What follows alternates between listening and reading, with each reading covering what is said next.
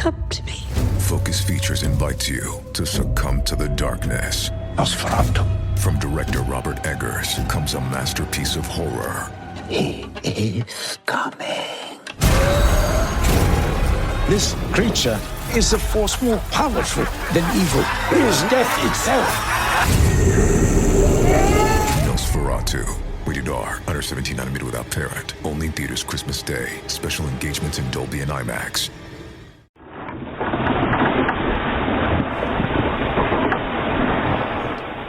Proyectada en aquel cristal, su vida pasaba en fragmentos de tiempo raras veces confortables. Compartiendo momentos de silencio con otros que, como él, estaban allí porque no podían, no sabían o no querían estar en otro sitio. Los sueños, ligeros, eran interrumpidos por escoras amenazantes. Algún pantocazo que hacía temblar la estructura del barco como cuerda de violín, o por ruidos de procedencia diversa encubierta y algún improperio destilado por el siempre injurioso capitán. Las comidas eran copiosas, sí, pero elaboradas por un cocinero que bien podía pasar por engrasador. Y la humedad, siempre la humedad, que lo encharcaba todo. Por las noches algún destello de luna le devolvía la imagen de su rostro reflejada en el cristal. Era el retrato de un desconocido enjuto, con la piel reseca, surcada por los vientos del mar cargados de salitre y aflicción en la mirada, porque sus ojos, parapetados por cejas densamente pobladas, estaban vacíos, como vacío era su interior. El contramaestre solía decir que un marinero nunca echaba raíces porque vivía en el mar. Y llevaba razón. De puerto en puerto, su vida podía contarse por los intensos y breves momentos que sus pies tocaban tierra. Peleas, encuentros fortuitos con mujeres que, aprovechando el anonimato nocturno, aliviaban a los marinos en pañoles destartalados, alcohol. Siempre se repetía la misma historia. Cuando la popa abandonaba la línea de costa, los recuerdos de las últimas horas se amontonaban en su memoria para desvanecerse como por arte de magia a las pocas horas de encontrarse rodeado por mar y cielo. Así, una y otra vez, hasta la siguiente recalada. Cuando la proa encaraba la bocana, volvía el torbellino de fantasmas que agitaban su mente.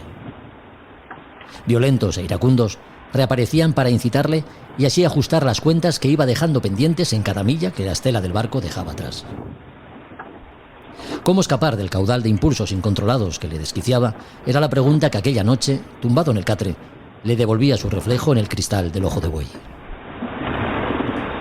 A Son de Mar, el podcast para marinos y amantes de la navegación.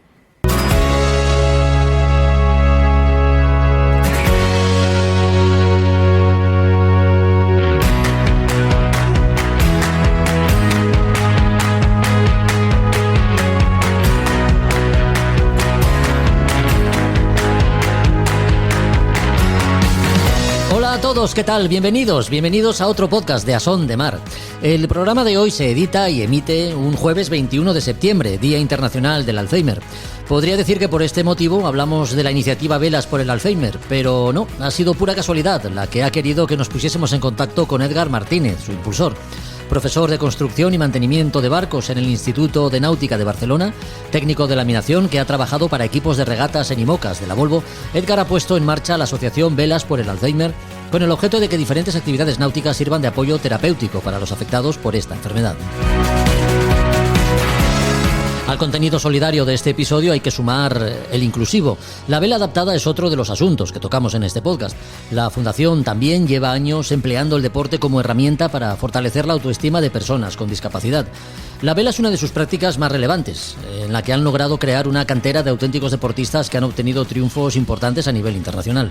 De lo que supone para una persona con discapacidad gobernar un barco y cómo influye la navegación a vela en su ánimo y reconocimiento personal, hablamos con Carlos Rolandi, director de la Fundación.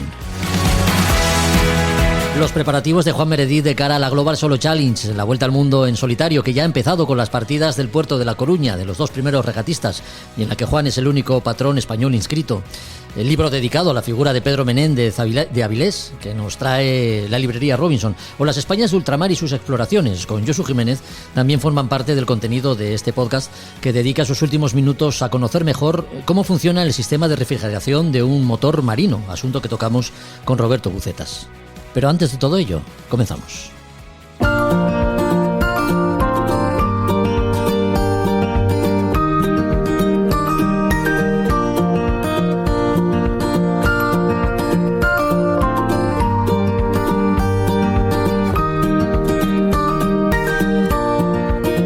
En octubre de 2021 se presentaba en el Salón Náutico de Barcelona una iniciativa solidaria, sin ánimo de lucro, que desde entonces no ha parado de conciliar y de concitar interés entre el colectivo más beneficiado por ella. Primero en Barcelona, origen de la iniciativa, pero recientemente también en otras partes de España.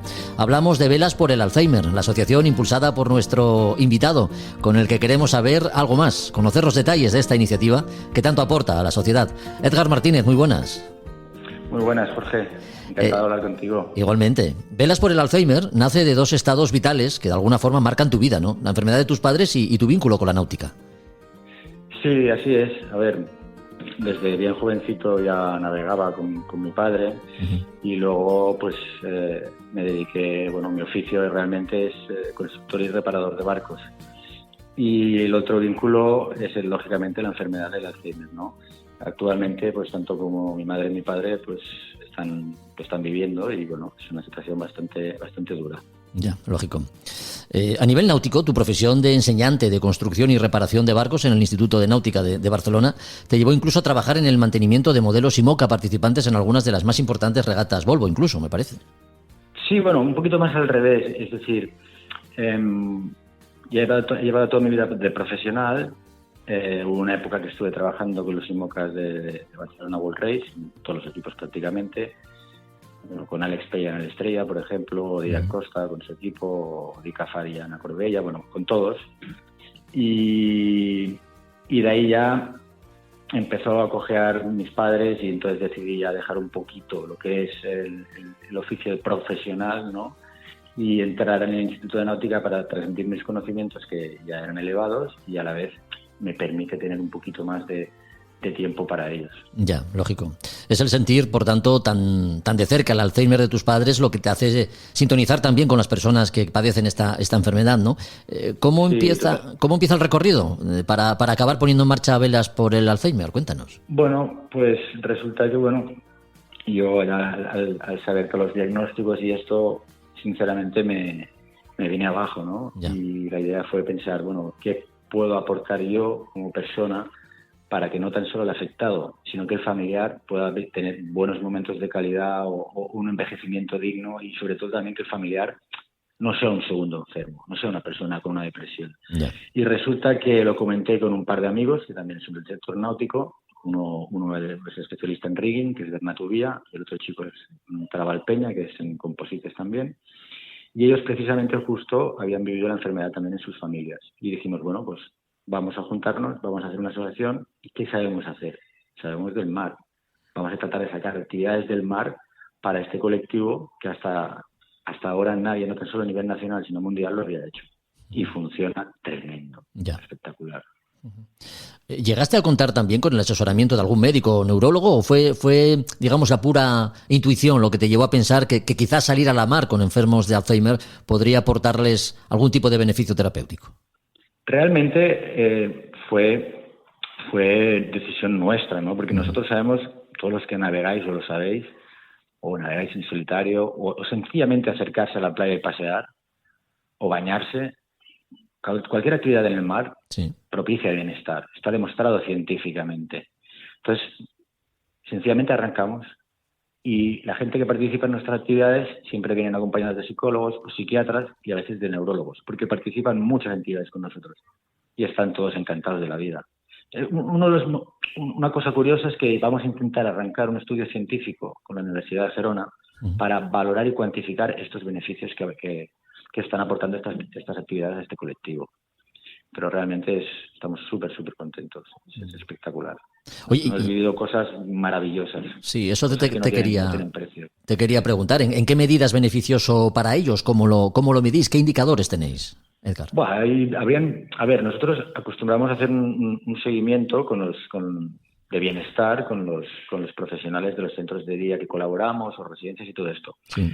Pero nosotros hemos vivido 100.000 anécdotas, como por ejemplo yo recuerdo un día que vino una residencia con todos andadores y todos sillas de rueda, y todos en silla de rueda.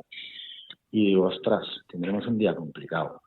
Tenemos un catamarán que colabora con nosotros, que es Cat Bench, de un exministro energético que se porta muy bien con nosotros. Sí.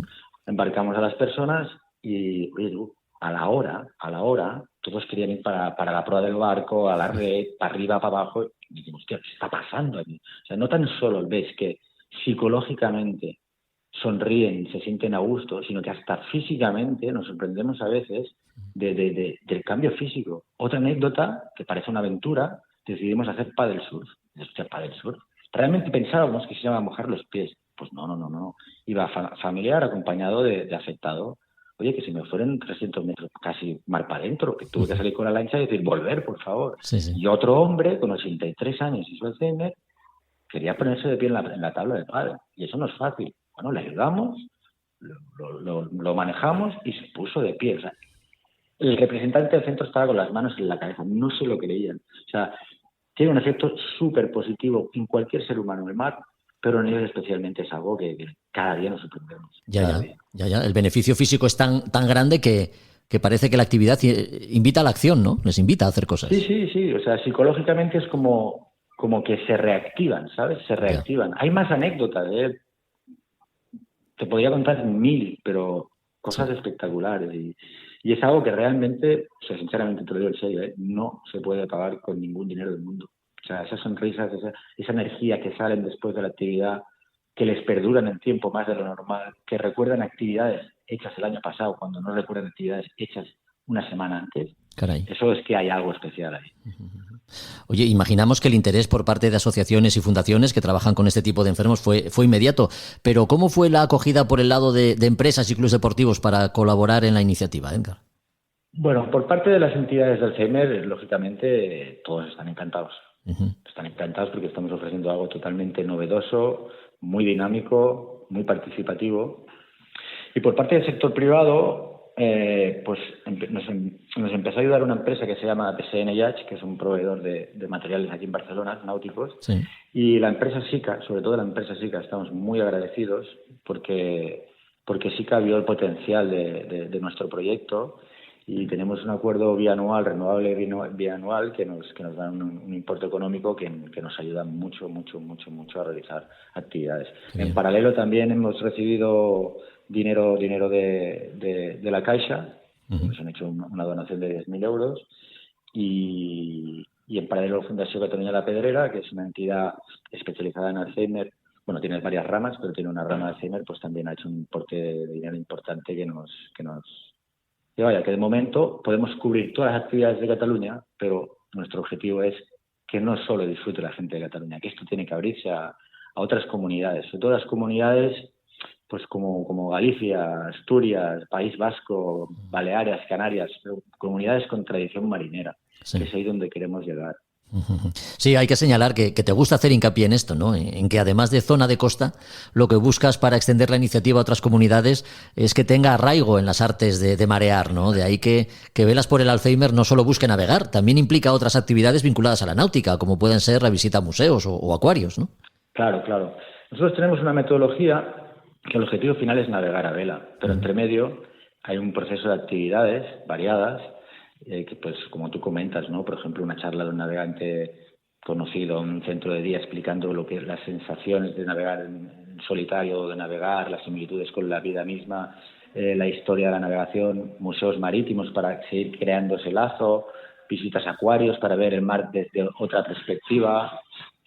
Tenemos un total de 19 actividades. Talleres de nudos introducimos, porque claro, si el objetivo final es que se vayan a navegar, queremos no que sean sencillamente una persona que va sentada, sino que intente participar en la navegación, cosa que a la vez estimula cognitivamente y les mejora su autoestima. Entonces introducimos ahí taller de nudos, que cognitivamente es lo que te digo, sirve. Es salir del típico dibujo, con todo el respeto a los centros que lo hacen, de pintar un mandala, pues taller de nudos al final tiene ese objetivo final, ¿no? De que puedas ser parte de la tripulación del barco hasta que puedas gobernarlo. Esto es otro detalle. Con toda la gente que participamos en embarcaciones, son escuelas de vela y buscando que les dejen tocar timón, que les dejen tirar de escota, ¿sabes? Que sean protagonistas. Sí, Ese es el gran objetivo, que sean protagonistas. En este sentido, bueno, sí me gustaría mencionar, porque además así lo recogéis en el dossier que nos habéis facilitado, que el White Shadow, el barco participante en la Ocean Glove Race, del que supimos algo de los instantes previos a la salida en el podcast anterior, también se volcó en vuestra iniciativa, ¿no? Perdona, no te entendí lo último. Digo que el White Shadow también se volcó en vuestra iniciativa, colaboró con vosotros en algún momento. Por supuesto. O sea, el White Shadow, toda la gente del White Shadow con Jean-Christophe a la cabeza, se volcaron con nosotros. Tenemos una súper buena relación. Su hijo, que es Emile Petit, fue el primer minista que viniló su barco entero con velas por el Alzheimer sin esperar nada a cambio. Entonces, claro, es cierto, en un apartado más que tenemos varios navegantes colaboradores que han cedido sus espacios de patrocinio gratuitamente para hacer la Mini o otras carreras, y bueno, también estamos muy contentos con ellos porque entienden un poco la situación y son como un poquito nuestros representantes fuera de España, ¿no? Claro. Y bueno, muy contentos, y espero que a Jean-Christophe y a todo el White Shadow le vaya súper bien la regata. Hablamos, bueno, entre otras cosas, de las empresas, los clubs, ¿no?, que se vuelcan con vuestra iniciativa, de esas visitas que hacéis a entidades que están vinculadas de alguna forma a la náutica, e incluso también de regatas que habéis organizado, ¿no? Porque llegan a participar incluso personas afectadas por la enfermedad en las regatas, Edgar. Sí, mira, tenemos 2 regatas. Realmente una no es nuestra, pero han aportado nuestro nombre a la regata, que es la regata 4 clubs Velas por el Alzheimer, que se realiza aquí en Barcelona por las fiestas de Barcelona, que lo organiza el Real Club Marítimo de Barcelona, Real Club Náutico de Barcelona, Club de Mar por Olímpic y Vela Badalona. En esa regata hay 100 embarcaciones. Nosotros participaremos este 25 con 4 embarcaciones, este día 25 con 4 embarcaciones con afectados y familiares. Es una cosa chula, harán una salida para nosotros exclusiva, pero la más, y tiene mucho valor y se lo agradecemos mucho a estos clubs, pero para nosotros la más importante es la que organizamos nosotros propios, que es un día, es en finales de marzo, que ponemos 20 barcos en el agua y todos son afectados y familiares de Alzheimer, y hacemos una regata propia, ¿no? Y ahí contamos pues con el apoyo de, ya te digo, muchas Beach Charter, Cat Bains, Mas Navega, Escolaport, que son empresas de aquí de Barcelona que nos hacen unos precios muy ajustados, te diría precio del coste, sencillamente para que nosotros ese día podamos salir. Más Barcelona Capital Náutica, que nos deja un IMOCA y otro barco, y más Tri-Shade Solutions, que nos deja el Mundus, que era el que llevó en su momento Hugo y Sensó. Y entonces hacemos un regatón guapo. Y en paralelo tenemos la Golondrina de Barcelona, que también se porta muy bien con nosotros, que nos permite embarcar 100 personas más afectadas y familiares con movilidad reducida. Es un día espectacular. Eso es una locura, es un éxito brutal. Qué bien. Del Alzheimer sabemos que afecta a un buen número de personas, ¿no? En España prácticamente la mitad de la población tiene relación directa o conoce a alguien que padece Alzheimer. Correcto. También sabemos que es la enfermedad del olvido, Edgar. ¿Cómo se convive con personas que lo padecen? Es muy difícil. Y es muy difícil y depende de cada caso, ¿no? Por ejemplo, cada caso es diferente. Hay casos que son más sobrellevables porque el comportamiento no es agresivo, por ejemplo. Podría ser el de mi padre, pero el de mi madre, por ejemplo, es muy complicado porque es Alzheimer con cuerpo de Lewy, y eso es cambio de carácter, se ponen violentos, te pegan. A mí, por otra madre, me ha pegado varias veces. Y nada, es muy complicado. Es muy complicado sobrellevarlo. Por eso creo que nuestro trabajo está siendo muy positivo. Porque yo lo vivo con mi propia madre, ¿eh? Mi madre viene a la mayoría de actividades que puede, viene. Y podríamos venir enfadados, o ella enfadada conmigo, y es subirse al barco y baja con otra cara, ¿sabes? Y eso a mí me da tiempo también de respirar. Para el familiar también es un respiro, ¿sabes? Es una desconexión, ¿sabes? Pero es complicado, es difícil, la verdad. Claro que sí. Bueno, en España se llevan diagnosticados más de 800.000 casos y se calcula que para 2050 el número de personas afectadas por Alzheimer ascienda a 132 millones en todo el mundo.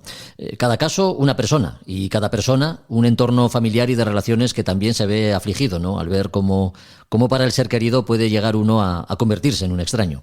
Velas para el Alzheimer ha nacido con vocación de sumergir al enfermo, aunque sea por unas horas, en un ambiente que le sirva de estimulación, ayudándole así a sobrellevar esta terrible enfermedad. Así que no nos queda otra cosa, Edgar, más que felicitarte por esta iniciativa, que sea un éxito, que ya lo sabemos que es en Barcelona, pero que sea un éxito en otras comunidades y, por supuesto, en Asturias seremos los primeros en echar una mano. Sin duda, sin duda. Asturias, nos gusta Asturias y ya nos estamos moviendo ya para llegar a Asturias y otras comunidades y ojalá que sí, porque esto lo tiene que vivir todo ciudadano español que pueda y que lo necesite. Intentaremos llegar a todos ellos, a lo que podamos. Sin duda. Nuestra más sincera enhorabuena, Edgar. Un abrazo fuerte. Gracias, un abrazo igualmente, Jorge. Adiós. Que vaya bien. Hasta luego.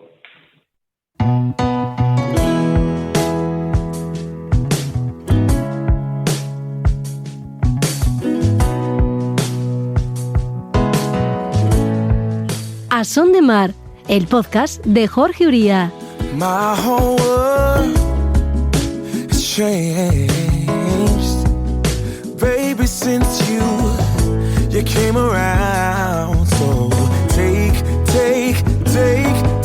a chance on us. Take a chance on us. Oh, my whole world is tainted by the colors of your touch. So make a change for us. Make a change for us. I said take a chance on us. Take a chance on us. Oh, the sound of your heartbeat. I'm gone.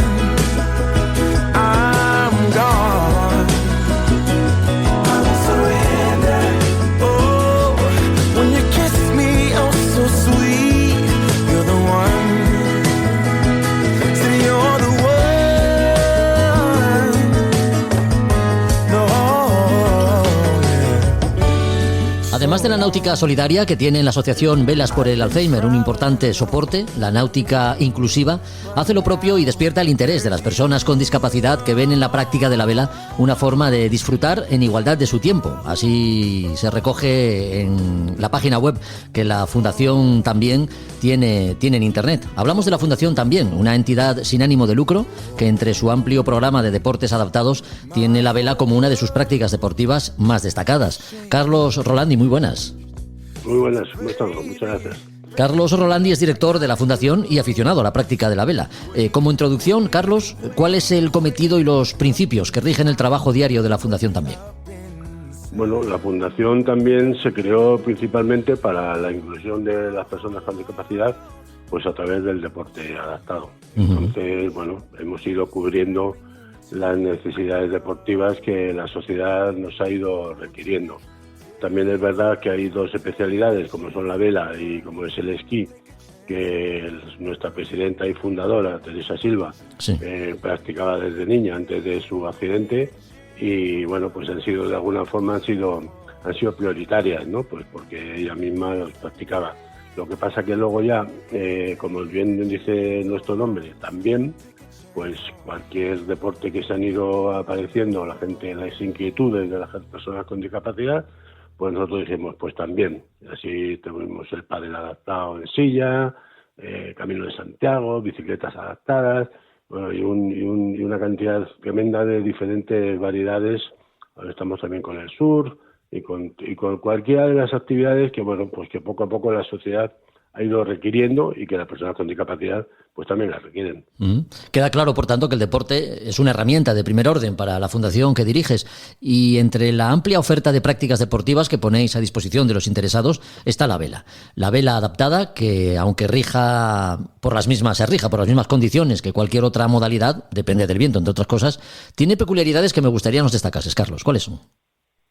Sí, la vela adaptada, la principal condición de alguna forma que de los barcos que se consideran adaptados o para la práctica de la vela, sobre todo en el ámbito de regatas y regatas olímpicas y paralímpicas, etcétera, es que los barcos tienen que ser insumergibles y tienen que ser que no puedan volcar. O sea, esas son las dos condiciones que básicamente se establecen para que la vela se pueda realizar de una forma absolutamente segura. Ya. Esto se consigue normalmente pues con unas orzas o con unas quillas que tienen un sobrepeso grande y entonces impiden su vuelco. Y luego pues que sean suficientemente estancos como para que, aunque el barco esté completamente lleno de agua, pues que se quede, como decíamos, o máximo se quede el barco hundido hasta la cubierta, o sea que no se sumerja más, ¿no? Para eso se tienen que someter a una serie de pruebas, incluso se someten ante las regatas internacionales, una prueba de sumergibilidad para que efectivamente que si por alguna cosa tienes un exceso de agua en el barco, pues que en el barco no se hunda nunca. Ya. Esas son las condiciones de seguridad para que la gente con cualquier tipo de discapacidad se pueda montar en un barco de estos con total garantía. Lógico. Oye, ¿cuándo incorporáis la vela a vuestro programa de actividades? ¿Desde el inicio, por lo que me has dicho? Pues prácticamente desde el inicio. Uh-huh. Es una práctica que nos encantaba y bueno, pues en cuanto pudimos, sobre todo empezamos con los raqueros adaptados que se empezaron a construir para la Olimpiada de Barcelona. Sí. Y se construyeron en Santander y bueno, pues allí fuimos a comprar uno de los primeros que tuvo la fundación, estoy hablando hace casi 20 años o más. Y luego a continuación ya la siguiente clase que era la más popular y la paralímpica más popular era de una sola persona, que es la clase 2.4 MR. Es un barco chiquitito que vas metido como si fuera dentro, pues fue en Fórmula 1, te queda solamente la cabeza fuera por encima de cubierta y que se maneja todo absolutamente desde el piano con las manos. Las piernas no tienes necesidad de utilizarlas, con lo cual es un barco óptimo para utilizarlo gente con paraplegias, etcétera. Y además es un auténtico bólido. Es un barco muy complejo de manejar porque tiene un aparejo difícil, pero el nivel es muy grande, ¿no? Entonces ahí compramos los dos primeros barcos nuestros de esta clase y fuimos los primeros que conseguimos que gracias a la compra de estos dos barcos y otros 2 o 3 que había por el resto de España que tenía la federación, sí, se pudo celebrar el primer campeonato de España de esta clase en vela paralímpica en España. Carlos, ¿y se puede navegar en solitario o siempre es acompañado? ¿Cómo se navega? Hay las dos categorías. Hay barcos como son el Hansa 303, que es un barco muy clásico para la formación y la enseñanza, que es un barco pequeño, podríamos o compararlo, como si dijéramos, con un Optimis, un poquito más grande que un Optimis, una especie de Borean, y con mayor enfoque, y también, como estábamos hablando, insumergible, y se maneja por 1 o 2 personas y van colocados en tándem, o sea que vas uno al lado del otro mirando en la banda de crujía, ¿no? Yeah. Entonces, bueno, pues es muy fácil de enseñar porque lo tienes al alumno, lo tienes al lado, es muy seguro y muy divertido. Uh-huh. Entonces, bueno, están hechos ahí, eso quizá con este modelo es cuando que nosotros, la Fundación también compró, creo que fueron 6 unidades hace aproximadamente unos 15 años,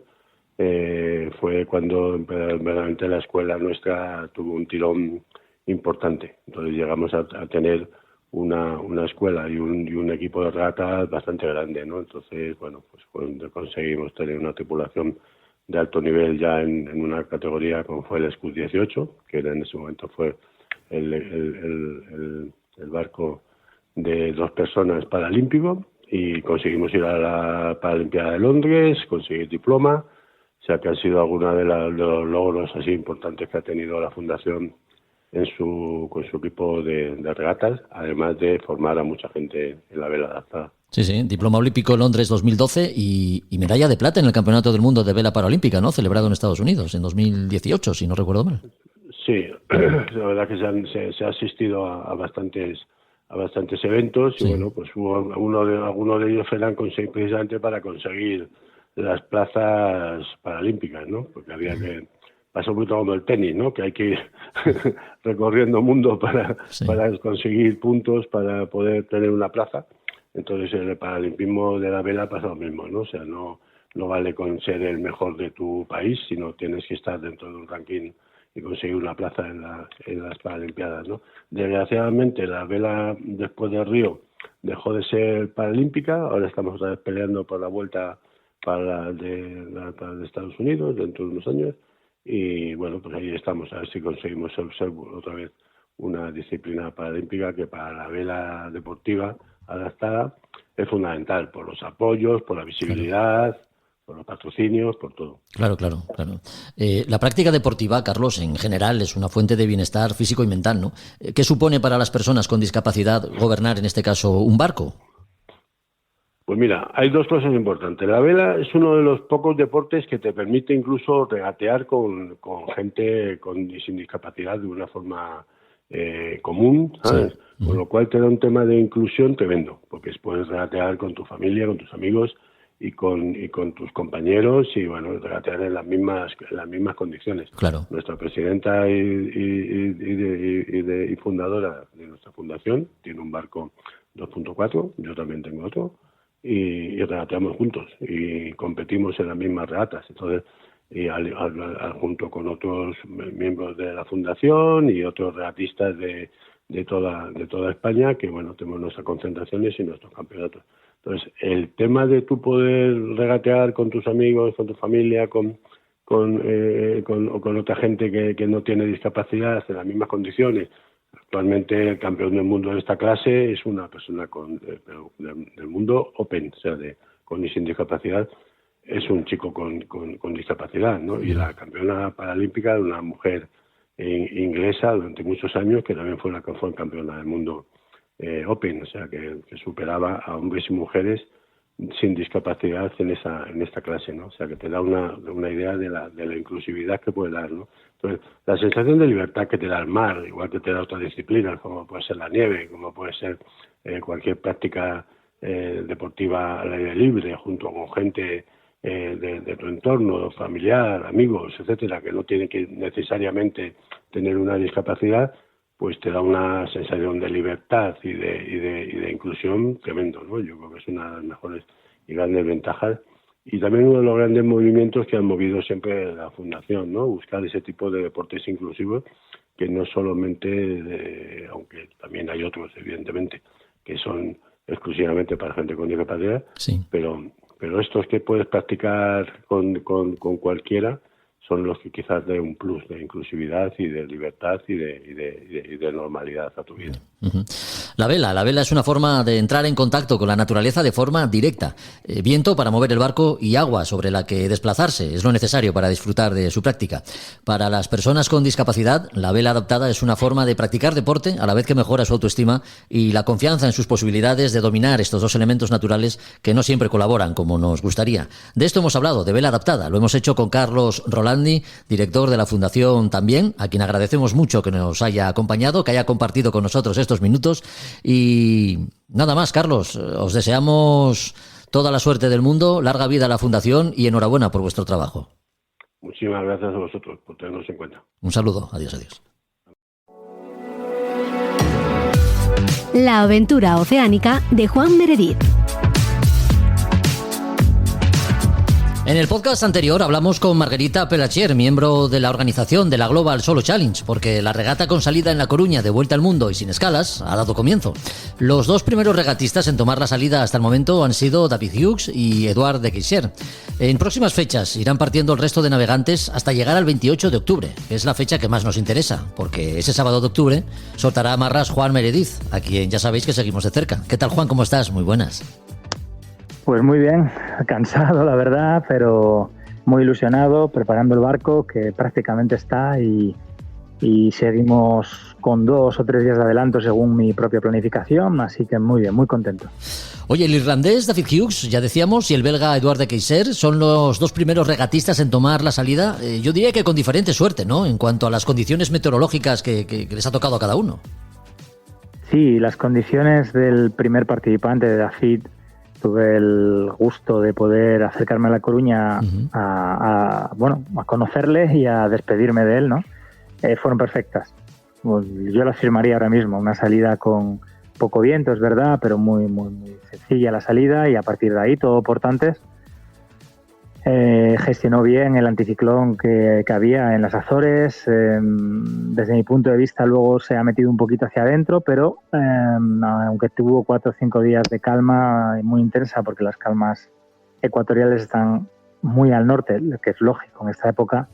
Ahora está navegando con vientos del sur, haciendo un rumbo extraño si pensamos en los rumbos habituales de una vuelta al mundo, porque está haciendo aproximadamente un 120, un 130, acabo de ver hace un momento, es decir, tirando como hacia el Golfo de Guinea.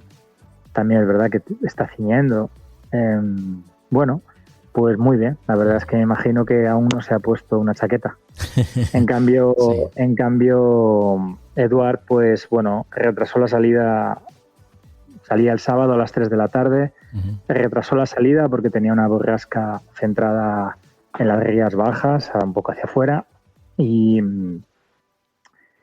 esa espera al día siguiente pues le ha llevado a tener poco viento, y ahora mismo está encalmado, haciendo un rumbo, creo que era un 100 ahora mismo, bueno, peleando como puede con la calma y esperando a lo próximo.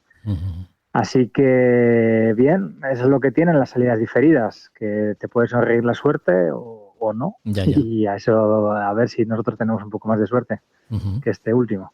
Oye, imagino que sigues el tracking de la regata, claro. David Hughes, se encontró con condiciones más favorables que ha sabido, como comentas, aprovechar en todo momento. Ha dejado atrás ya, si no recuerdo mal, las islas de Cabo Verde, lo que indica que algo nos has dicho, las cosas las está haciendo bien. Sí. Yo lo dije en su momento, y de hecho fue un poco la despedida con él. Ten en cuenta que no nos conocemos, los regatistas, es lo que tiene una salida diferida, sí, más que por el grupo de WhatsApp que tenemos. Pero hay una hermandad y me hizo muchísima ilusión, sé que a él también. Nos conocimos allí. Para mí la regata ya empezó y yo la vivo como tal. Y yo sigo preparando el barco, pero veo varias veces al día por dónde iba David y por dónde va ahora Eduard, ¿no? También para ver mis propias tácticas, ir practicando y entrenando mi propio rutaje, digamos. Claro. Las condiciones de él debe estar ahora mismo, mira, eso no lo he visto, pero creo que estará en 5 grados norte aproximadamente. De hecho, en sus redes sociales, y animo a todo el mundo a que le siga, por supuesto a mí también, pues hace una pequeña juego, una apuesta, ¿no?, de cuándo va a cruzar el Ecuador. Bien. Desde mi punto de vista, pasar por dentro de Cabo Verde tuvo la oportunidad de pasar más separado y creo que le hubiera salido mejor, más a cuenta, desde mi punto de vista. Pero esta parte que digo, modestamente, también es eso, como insisto, es un ejercicio mío de entrenamiento, de volver a ponerme a ello y de sobre todo tener la sensación de que estamos en regata y de que ellos ya están allí, ¿no? Hace años participé en algunas regatas a la inversa, ¿no? Cuco Gómez, muy querido en Asturias, muy, muy querido. Pues hizo un par de ellas, una era la Copa América, otra era una América con K, Sí. Y la otra era hacia su casa, hacia Luanco, ¿no? Y recuerdo el nerviosismo de estar en la línea de salida esperando, ¿no?, a que fueran saliendo barcos y esa pelea. Bueno, un poquito llevado al extremo, como es ahora mismo, porque fíjate, desde que ha salido David hasta que salga el último, un chico turco que sale en enero con un BOR 70, pues fíjate, si no va a llover, ¿no? Pues bueno, es muy emocionante. Y yo la verdad me siento en regata. Bueno, de hecho, por ahí van los tiros de la siguiente pregunta, porque en la entrevista que mantuvimos con Margarita Pelaché hablamos de las sensaciones que empezabais a tener los regatistas esperando vuestra hora de salida, ¿no? Y como queremos saberlo de primera mano, ¿cuáles son las tuyas, Juan? Sobre todo ganas para descansar. Y esto que acabo de decir es así. Mira, voy a contar una cosa que yo pude vivir de primera mano. Me pidió Marco Nanini, el organizador, que le acompañara con la neumática porque estaban grabando cosas. A mí me hacía mucha ilusión. Iba la mujer de David, su hija. En un momento dado fui yo el que dije, tenemos que dar la vuelta, porque vi que ella tenía cara de quedarse solo. Sí. Y a mí me hizo un gesto de descanso, es decir, por fin. Antes de todo eso, me había dicho en su barco, ¿estás pudiendo navegar algo? Y yo, nada, solo trabajar en el barco. Y dice, es que yo, salvo las 2.000 millas, no tuve tiempo a navegar. De verdad que es agotador prepararlo, tú lo sabes, que me que hablamos mucho, ¿no? Y veo que por lo menos para David fue así. A Eduard no tengo el gusto de conocerlo, espero adelantarlo y ojalá lo adelante tarde, cerca de La Coruña, pero adelantarlo, eso sí. Y como regatista lo vivo, pues bueno, hace un momentito, esperando tu llamada, veía una entrevista que le hacían a uno de los favoritos, que es Andrea Mura, que ha anunciado hace poco que va a venir con un barco muy, muy probado, el Vento de Sardegna. Y en la entrevista que le hacía, porque bueno, le sigue patrocinando pues su isla, ¿no? Cerdeña, pues hablaba de 120 días. Caray. Si lo hacen 120 días, hice el cálculo, me sacaría 2. Lo cual quiere decir que él está en modo regata y yo también. Entonces, bueno, pues así estamos. Sí. Oye, desde que hablamos por última vez, allá por el mes de julio, y teniendo en cuenta que en cada una de tus intervenciones siempre había novedades respecto a la puesta a punto del barco, ¿qué mejoras y modificaciones se han hecho últimamente en el Waypoint? Bueno, el barco es otro, completamente. Ajá. El barco está fuera del agua ahora mismo. Es lo que es obra viva, toda la parte sumergida del casco está esperando a su pintura. Vamos a hacerlo en el último momento, que será ya esta semana. Timones se han desmontado y se han vuelto a montar. Se ha revisado la quilla por completo. Se han hecho los 2 mamparos extras que nos exigen para tener los 5 volúmenes. Eso está terminado también. Hemos puesto unos pequeños protección en la bañera que, sin ser demasiado, bueno, me va a permitir que, sobre todo en el descenso y en el ascenso del Atlántico, ir más seco. Pequeñas cosas dentro. Hay, bueno, por supuesto, a nivel de seguridad ya tenemos nuestra balsa solas, primero la ISO ya está revisada, nos exigen llevar una balsa solas A, esa ya está también a bordo. La nueva radio baliza. Bueno, la verdad es que estamos trabajando mucho. Hay gente que se va sumando y haciendo cositas. La semana que viene tendré una visita que me apetece mucho y que es muy importante, de alguien muy conocido que creo que ya se entrevistaron al canal. Como no me ha dicho nada, no voy a decir quién es, pero es un especialista en hacer cosas económicas que funcionan. Y bueno, la verdad es que muy bien. Muy bien, muy bien. El barco está muy bien. A nivel de velas me he fabricado ya la vela de proa. Nosotros llamamos un foque. No llegaba a más y entonces hemos fabricado uno en Dacron, un Dacron de calidad, pero tengo que decir que bueno, la gente de Powerplast, que fabrica membranas, que son los fabricantes de la membrana de la Mayor, que tú conoces bien además, me han dicho que no, que está bien que me lleve la de Dacron, pero que me hacen una vela test y que me llega la semana que viene de forma totalmente gratuita. Y eso, bueno, es tremendo, ¿no? Qué bien. He tenido un pequeño problemita con los solares y también, mira, una empresa italiana, Solvian, me ha dicho que ni me preocupe, que me mandan 2 paneles para solucionar el problema de uno, o sea, que fantástico también y muy bien, muy bien. La verdad es que todo va más o menos saliendo. Llegará pronto una potabilizadora. Bueno, cabullería. Hay una empresa de Barcelona, Cabos, qué nombre tan chulo, que ha tenido a bien, por medio de un chico que no conozco, pero que tengo muchas ganas de conocer, que tuvo una aventura chulísima, un catamarán con su familia, quería llegar de Barcelona a Cádiz, pues me puso en contacto con ellos. Me han mandado una driza de Mayor, por cierto, preciosa y muy, muy bien terminada. Bueno, pues a poquitos, como ha sido siempre este proyecto, pero el caso es que, como digo siempre, ¿no? Seguimos y ya está, ya lo decía Melendi, ¿no? Mientras nos queden piedras, pues bueno, pues así seguimos. Sí, el proyecto que se va completando poco a poco. Oye, ¿y hay algún elemento especialmente sensible del barco que necesite, pues no sé, de especial cariño, Juan? Sí, hay uno muy, muy importante que tengo que pedir ayuda, que es el patrón. El patrón necesita mimo, necesita el cariño de todos, porque si no conseguimos que en redes sociales, y tengo que pedir perdón, porque tengo un canal de YouTube que somos pocos de momento, pero que es que no le doy bola, pero es que no doy abasto. Así que mira, aprovecho a pedir disculpas desde aquí, pero pronto haremos cosas, ¿no? Y desde ahí pues hablaremos de mis patrocinadores, de todos ellos, de las Piedras de Santiago, por cierto, que joder, qué buenas están, de Rivera Salud, de Reale, de todos los colaboradores técnicos, que todos en su justa medida, ¿no? Y van todos y con una ilusión tremenda, porque al final esto es un tema de pasión y de ilusión y bueno, y es un proyecto que tiene que salir. Así que sí, lo más sensible soy yo y soy el que más mimos necesita. Así que mandadme mimos, por favor. Bueno, pues quienes te escuchen y te quieran mandar mimos y mucho cariño, ¿qué tienen que hacer? ¿Dónde te pueden seguir, Juan? Recuérdanoslo, porfa. Nada, redes sociales.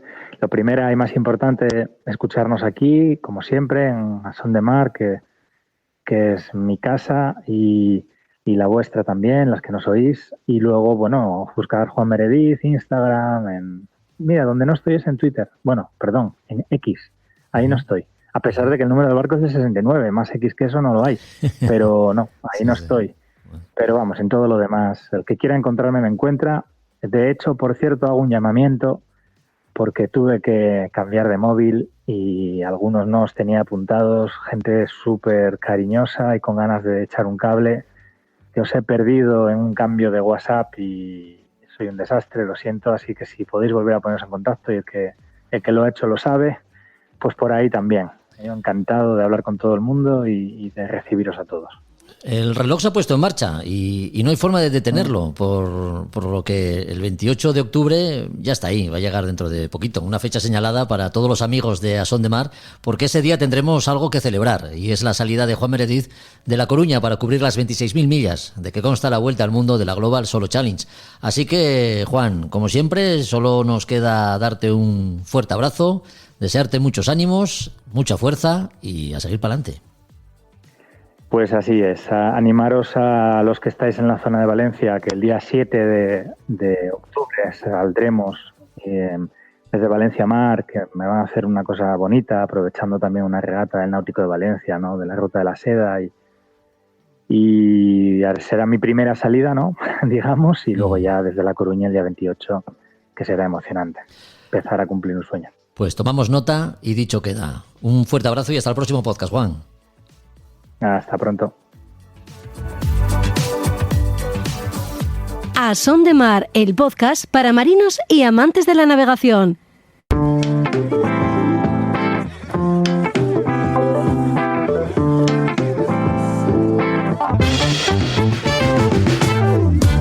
Esta sintonía nos reconcilia con los libros, con esos libros de contenido náutico que bien podemos tener en la camareta, en este caso en la camareta de la Luna, la camareta del barco para disfrutar pues de esos momentos de ocio, ¿no? De los que podamos disponer. Lo hacemos con las sugerencias, siempre interesantes, de Librería Robinson, en la compañía de Juan Melgar. ¿Qué tal, Juan? ¿Cómo estás? Muy buenas. Hola, Jorge. Pues muy bien, encantado de estar aquí otra vez con vosotros. Oye, hoy te agradezco especialmente la recomendación que nos traes. Un guiño a un asturiano como yo que se agradece porque el libro de hoy tiene un protagonista que no es otro que don Pedro Menéndez de Avilés, el adelantado de la Florida. Cuéntanos. Exactamente, sí. Un asturiano, desde luego, de pro. Uno de los, dentro de esa empresa de conquista española que fue la conquista de América, pues hay un protagonista indiscutible que fue un grandísimo marino, que es don Pedro Menéndez de Avilés, natural de Avilés, como todo asturiano sabe. Oye, es uno de los grandes navegantes, exploradores, cuya vida en la mar se inicia a la temprana edad de 8 o 9 años, y que en este libro además destaca por sus dotes militares, por su faceta de padre, esposo y también fiel compañero de amigos y familiares. Quiero decir que destaca la autora pues una faceta un tanto desconocida, ¿no?, de este hombre. Sí, exacto. No es una biografía al uso que empiece pues por la infancia del protagonista hasta su muerte, con todo, sino que es una biografía, dijéramos, parcial y con un punto de vista un poco distinto, siendo un libro de historia también.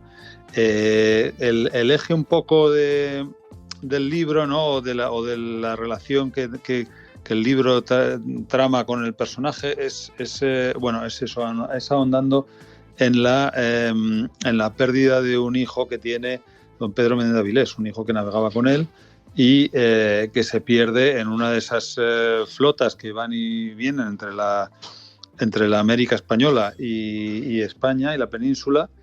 Se pierde el rastro de ese barco y siendo Juan, se llama Juan, el hijo de Pedro Menéndez de Avilés, su único hijo varón, pues esa pérdida le afecta mucho, ¿no? Y condiciona un poco su devenir posterior, ¿no? De servicio a la corona. Y entonces es un poco, al tener el noticia también de que ha habido naufragios y que se han visto cristianos y gente que ha habido en las costas de Florida, pues es cuando un poco se pone al frente de esa empresa, que es la conquista de Florida, y un poco, según sostiene la autora, impulsado por ese afán de recuperar a un posible hijo que se había dado por perdido en la mar. Ya. Qué vidas más duras, ¿no? La de esta gente, en concreto la de don Pedro Menéndez de Avilés, que como decíamos, a los 8 o 9 años escapa de casa, se enrola ya en los primeros barcos y tan solo con 14 empieza a trabajar como grumete en un barco de guerra. Es impresionante lo que se podía llegar a hacer en aquella época. Hablamos de este libro, don Pedro Menéndez de Avilés, una historia diferente del adelantado de la Florida, que además de ser un riguroso estudio de este personaje, parece de fácil lectura, Juan. Sí, es de fácil lectura. Como bien dices, no es un libro académico, ni mucho menos, aunque sí es una investigación, pero se lee muy bien y uno pues comprende al personaje, se mete pues mucho también en las relaciones del adelantado con Felipe II, con la casa de contratación de Indias, con los gobernadores de Cuba, que es un poco de quien dependía, ¿no? Era la parte de quien dependía la Florida, y bueno, ahí se ve muy bien cómo era esa época, ¿no? Cómo eran las relaciones entre los personajes y efectivamente es unas vidas que no podemos ni concebir, ¿no? Ese lanzarse a esas tierras desconocidas en barcos que, bueno, ya hemos hablado otras veces de libros que hablan de cómo eran las condiciones en los barcos en los barcos del siglo XVI, que son francamente, vamos,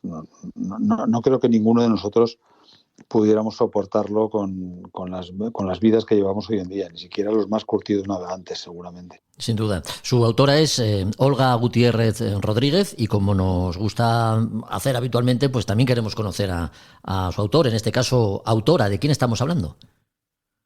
Olga Gutiérrez, natural de Málaga, es una historiadora y especialista en Historia de América por la Universidad de Sevilla y especializada en Historia de América y en la relación de España y América, la colonización y conquista.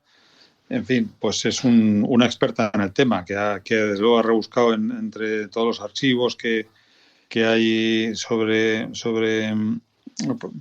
toda la historia de América y España, que son muchos, afortunadamente, y ha publicado este pequeño libro de la mano de Espuela de Plata, de la editorial Espuela de Plata, y estamos, que también depende del Renacimiento, y bueno, es un libro que nos ha gustado mucho, la verdad. Sí, sobre Espuela de Plata te quería preguntar algo, porque es una editorial que, por lo que parece, está especializada en este tipo de publicaciones.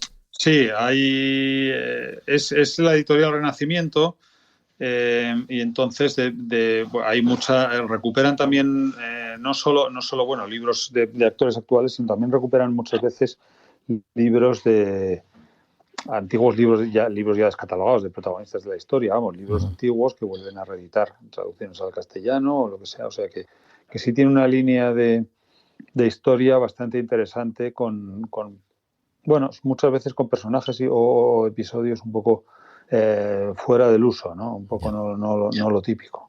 Bueno, pues ya para terminar y resumiendo mucho, este libro, don Pedro Menéndez de Avilés, una historia diferente del adelantado de la Florida. Quien quiera buscar en sus páginas la proyección como explorador y conquistador de don Pedro Menéndez de Avilés, sin duda lo va a encontrar, pero también va a encontrar ese enfoque, digamos, un poco más emotivo y sentimental, ¿no? Exacto, sí. Yo a todos los interesados en el periodo y en el personaje, que el personaje realmente es alguien digno de descubrir y que no está no es quizá tan conocido para la magnitud también de sus hechos, aunque sí se le va a reconocer porque una de las próximas fragatas de la serie F-110 que está construyendo la Armada, que está empezando a construir, llevará su nombre, o sea que sí se paseará el nombre don Pedro Méndez de Avilés en uno de los barcos más punteros de la Armada dentro de un futuro no muy lejano. Muy bien, pues nos congratulamos por ello. Que nos tenemos que ir, Juan, pero antes de marcharnos, danos algún dato que podemos hacer para contactar con vosotros si queremos hacernos con alguno de vuestros libros. Pues lo mejor que pueden hacer, como decimos siempre, es venir a la calle Santo Tomé número 6 en Madrid, que es donde tenemos la librería, para ver los libros de primera mano, pues ojearlos, comentarlos, tocar. Y luego, si no, el que no puede venir porque le pilla lejos o no puede, siempre puede mirar nuestra web, nauticarobinson.com, o llamarnos por teléfono o escribirnos un email y estaremos encantados de solventar cualquier duda, ayudarles con una compra o con una recomendación a disposición del cliente. Pues dicho queda, tomamos nota. Un abrazo fuerte y hasta el próximo capítulo, Juan. Muchas gracias, Jorge. Un placer.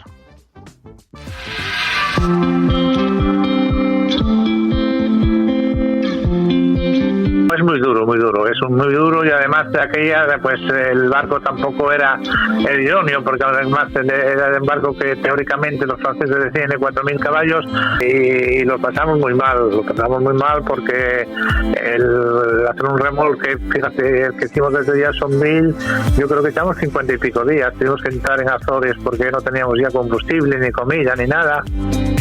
Francisco Roces, marino mercante que dedicó buena parte de su vida profesional a navegar en remolcadores de altura.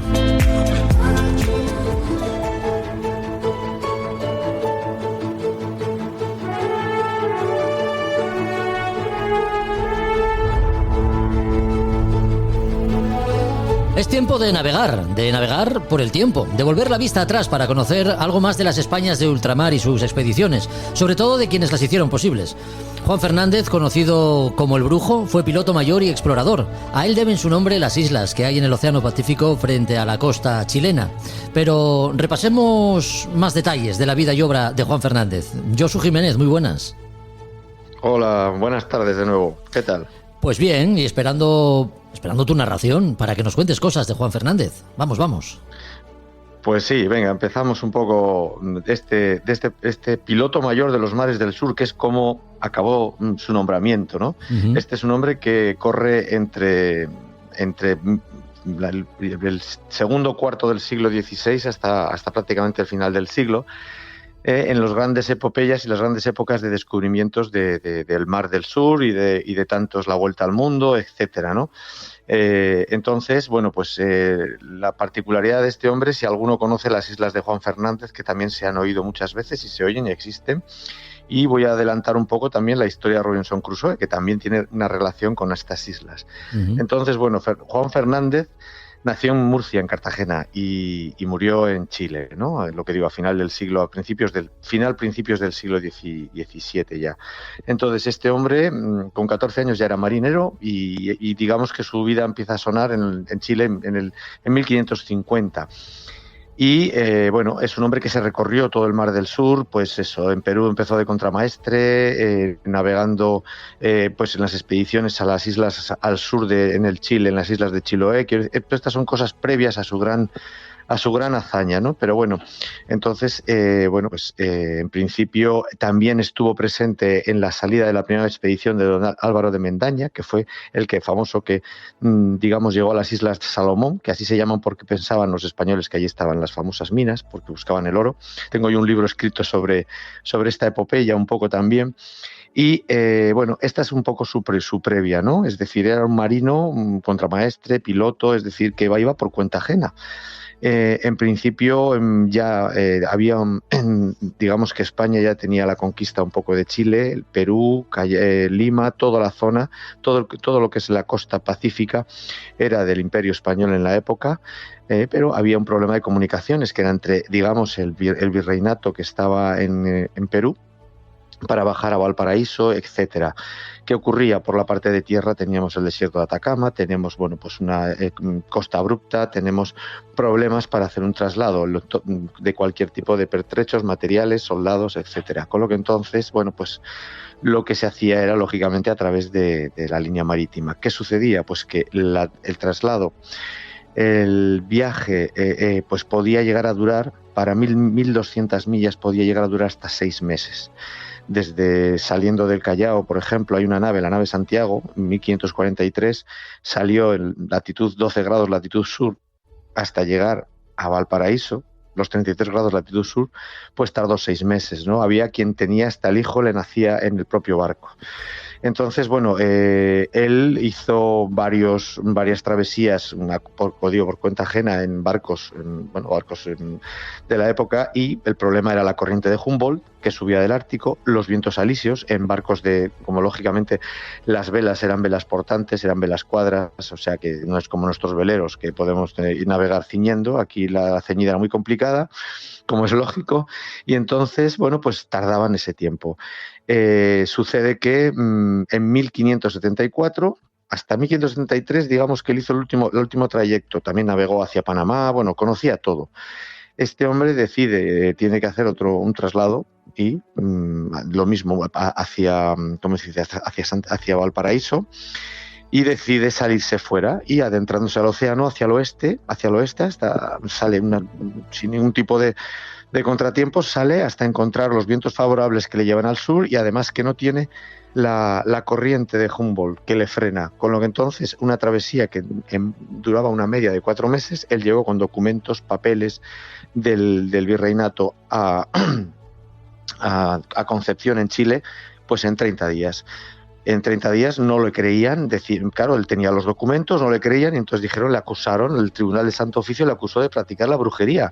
Tuvo que ser juzgado en Lima fue juzgado, y él, bueno, al final, afortunadamente, aunque solo sea por una vez, la Inquisición tuvo que aceptar que eso estaba bien, porque se lo demostró con otros compañeros en ese juicio por sus conocimientos de náutica, ¿no? Y entonces lo aceptaron, pero ya quedó como eso. Como el brujo. En aquellas travesías este hombre además encontró varias islas, y una de ellas, esto es como una cosa curiosa, en estas islas, allí un escocés ya en el siglo XVIII se desembarcó de un barco y quedó allí viviendo hasta que se embarcó en otro, y de ahí se inspiró Daniel Defoe para hacer la famosa novela de Robinson Crusoe. Otra cosa que también tenemos de nuestro Juan Fernández, que junto con otro que es con Juan de Jufré, pero bueno, Juan Fernández, navegaron hacia el oeste a finales de 1576, y hay un documento en el cual el rey Felipe III le habilita a conquistar las tierras que había descubierto este piloto. Y estas tierras se entienden que eran, no se sabe claramente si era Australia o si era Nueva Zelanda, pero hasta allí llegaron, y tenía la licencia real para poblarlas. ¿Qué sucedió? Bueno, pues que en esa época, como siempre, nos aparece un britano que se llama Francis Drake. Francis Drake, que en Inglaterra todavía les explican que el primero que dio la vuelta al mundo fue ese, 60 años después de que lo hiciera el nuestro, y se dedicó, como siempre, a destrozar, a quemar y a saquear todo lo que podía encontrar en las costas, aparte de que dio la vuelta al mundo, es cierto, pero como 60 años después. Debido a esto, arrasó Francis de Valparaíso, quemó naves al norte, etcétera. Todo este proyecto que podían tener de haber ido a poblar Nueva Zelanda y demás, pues fue prácticamente abandonado, porque lo que había que hacer era proteger las costas de estos hombres, de los albinos de las Islas Británicas.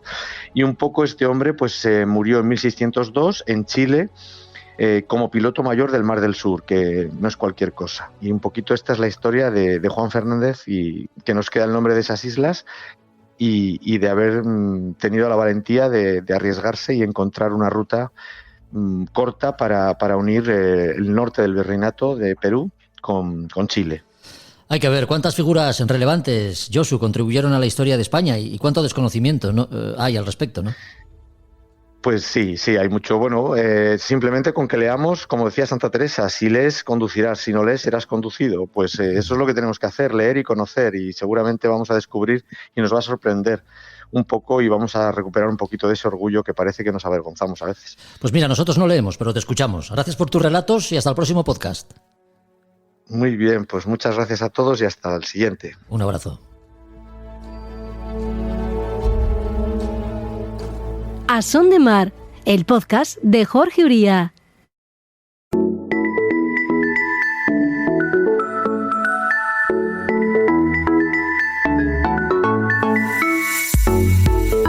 Hoy toca mecánica, más concretamente un asunto importante a la hora de hablar de un buen rendimiento del motor y evitar consecuencias desagradables, que en algún caso puede revestir cierta gravedad.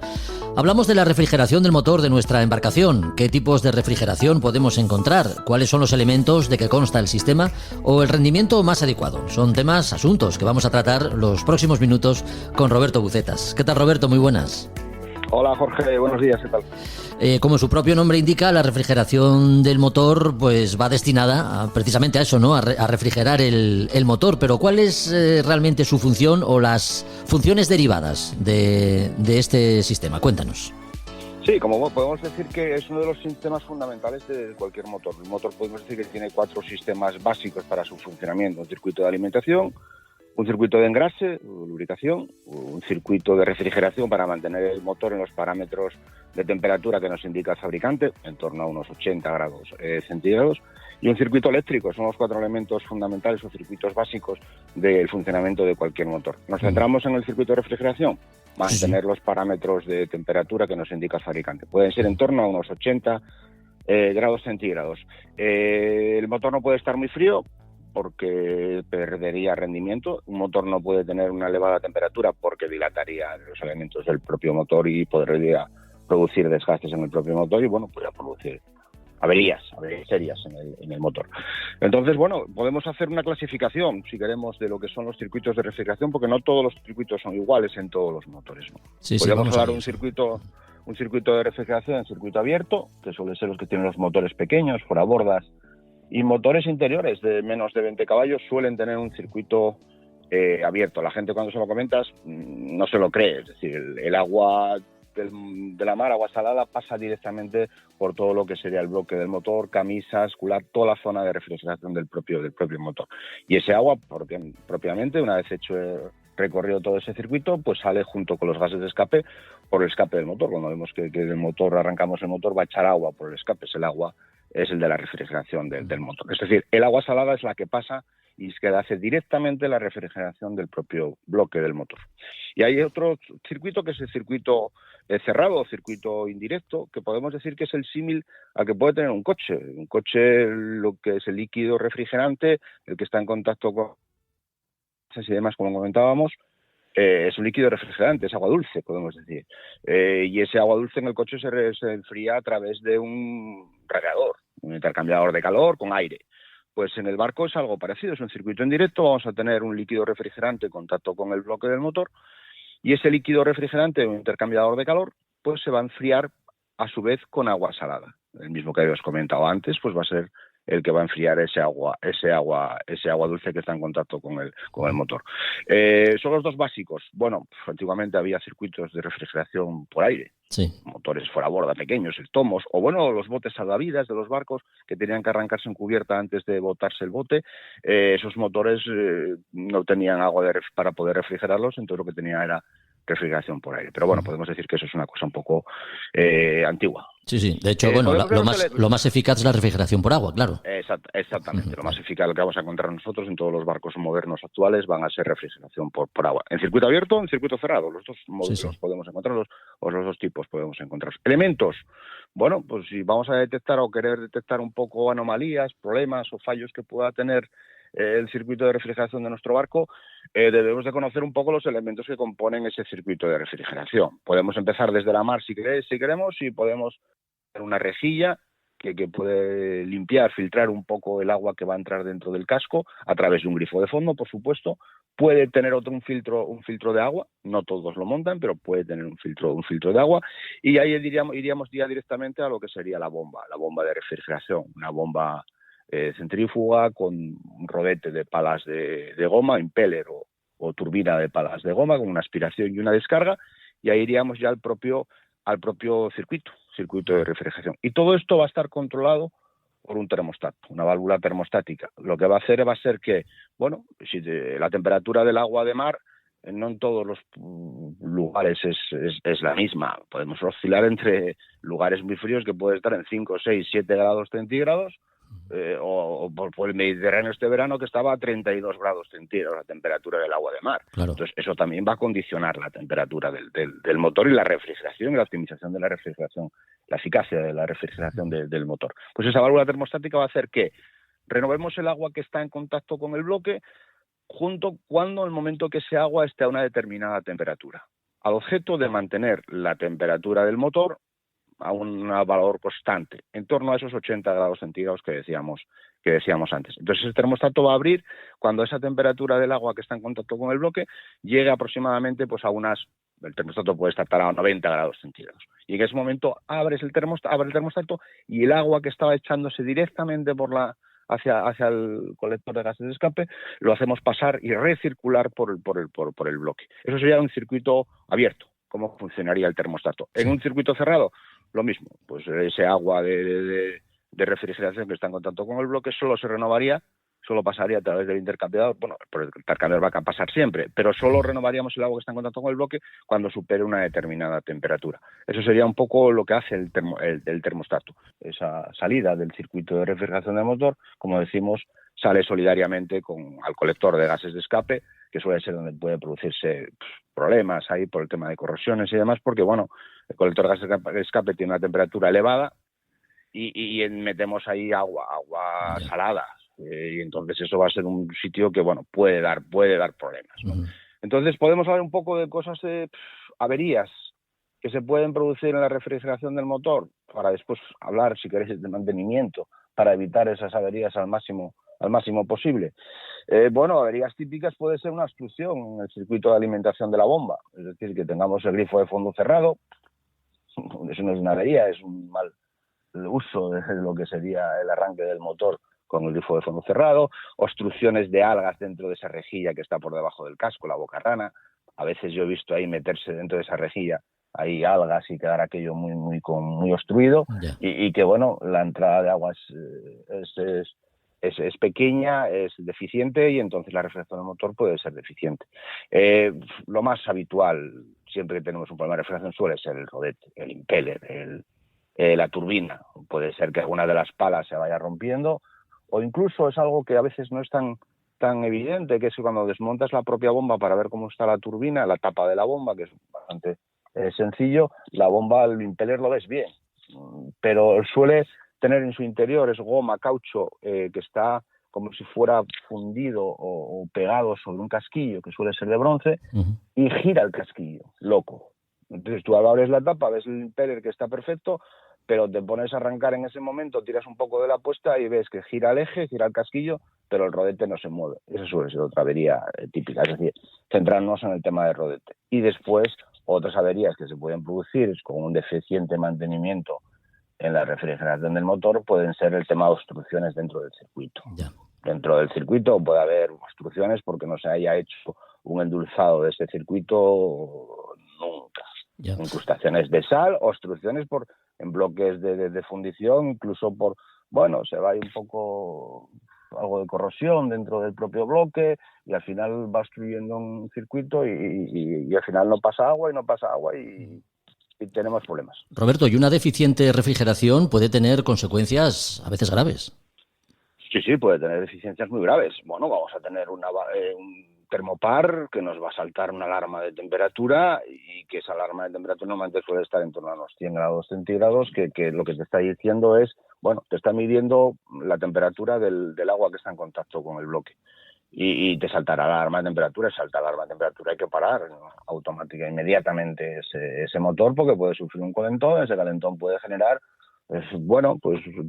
problemas en la junta de culata, problemas de todo tipo. El motor puede llegar incluso a gripar si seguimos funcionando un motor que no tenga refrigeración, por supuesto, ¿no?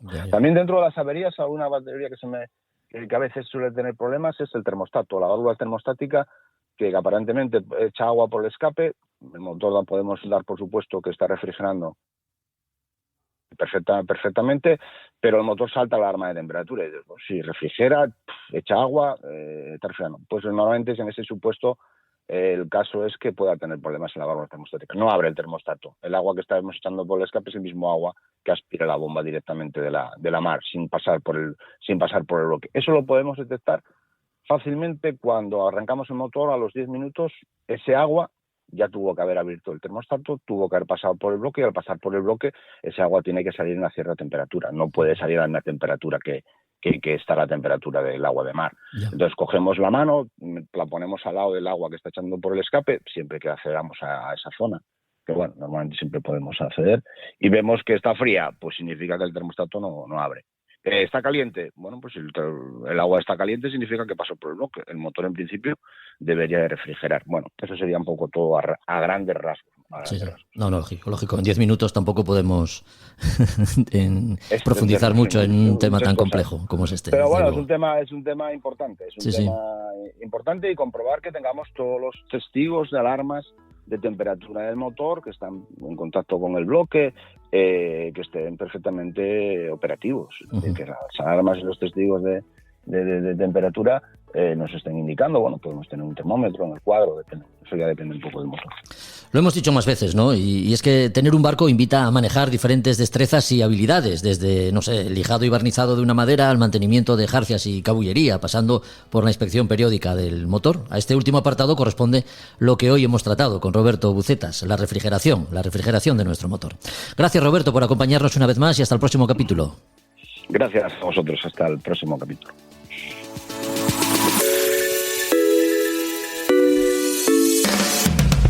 Bueno, pues hasta aquí otro capítulo de A Son de Mar. Ya sabes que en 15 días volvemos para dedicar nuestro tiempo a la náutica y la navegación. El tiempo que compartimos contigo y que esperamos lo disfrutes. Si es así, pues no dudes en hacerlo llegar a vuestros más próximos, empleando cualquiera de las plataformas que utilices para escucharnos. De esa forma llegaremos a más oyentes como tú. Gracias por compartir. Hasta el próximo podcast. Adiós. A Son de Mar, la náutica en un podcast.